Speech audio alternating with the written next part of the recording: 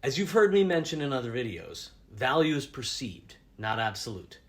In many cases, as we know, the seller may believe the buyer is offering too little to match what they perceive the value of their property to be, while in the same case, the buyer may feel the seller is demanding way too much.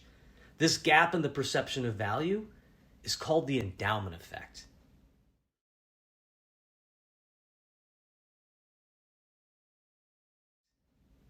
If we own something, we value it more than we would if we did not own it.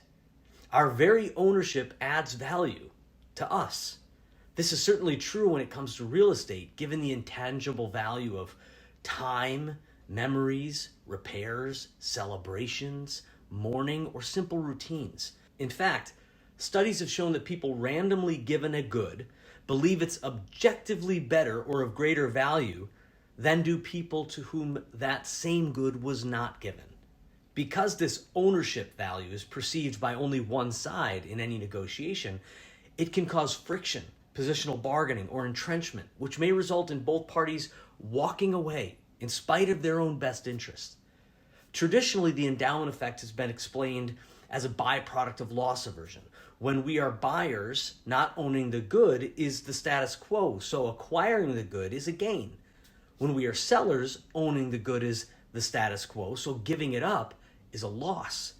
Because we're loss averse, losses impact us more than equivalent gains. This difference in perspective leads us to value goods more when we are sellers than when we are buyers. Here's the good news. There are ways to reduce the endowment effect. One way is to direct our clients' attention to the information they may ignore. With buyers, you may ask them to think about the valuable attributes of the home and how they'll enjoy it once they own it. For sellers, you may have them focus on what they intend to do with the proceeds of the sale of their home and focus their attention on the opportunity cost of not selling. Another way is to help the other side evaluate value by changing their reference point. As a buyer, you may remind the seller of the cheaper alternatives available to you, and as the seller, you may remind the buyer of the more expensive alternatives to what you are offering them. And yet a third way is to encourage the purchaser to experience and interact more deeply with that good or with that apartment so they can imagine what ownership feels like.